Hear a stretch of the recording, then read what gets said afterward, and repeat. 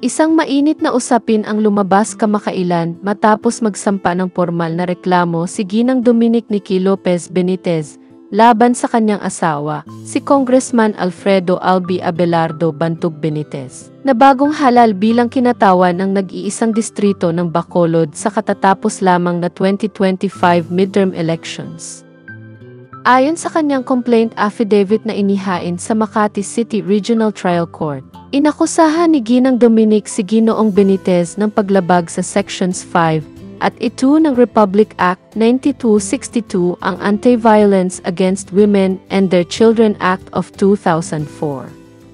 Ang batas na ito ay naglalayong bigyang proteksyon ang mga kababaihan at kanilang mga anak laban sa lahat ng anyo ng karahasan, pisikal, emosyonal, psikolohikal, at ekonomikal, lalo na kung ito ay nagmumula sa isang karelasyon o asawa. Sa detalyado at emosyonal na salaysay ni Ginang Dominic, kanyang isiniwalat ang mga hirap na kanyang tiniis sa kanilang pagsasama, lalo na ang sakit na dulot ng pagtataksil ni Congressman Albi. Anya, matagal na niyang naririnig ang mga bulong-bulungan tungkol sa hindi pagiging tapat ng kanyang asawa, ngunit wala umano siyang konkretong ebidensya noon upang mapatotohanan ang mga tsismis. Ngunit ang lahat ay nagbago nang makatanggap siya ng isang petisyon mula mismo kay Congressman Albi para sa Declaration of Nullity of Marriage o pagpapawalang bisa ng kanilang kasal. Doon niya nabasa ang mga pahayag ni Albi na nagsasaad ng pagkakaroon nito ng 2 anak sa labas ng kanilang kasal, isang matinding dagok para sa isang asawang tapat at nagtiwala. Hindi pa doon nagtapos ang kanyang pagkabigla.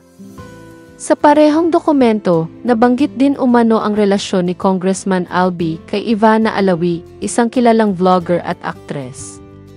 Bagamat walang tuwirang pag-amin, malinaw sa tono at nilalaman ng dokumento na may kaugnayan ang aktres sa kasalukuyang kinasasangkutan ng kanyang asawa. Ito raw ay isa pang ebidensyang nagpapatibay ng pagtataksil sa kanilang pagsasama.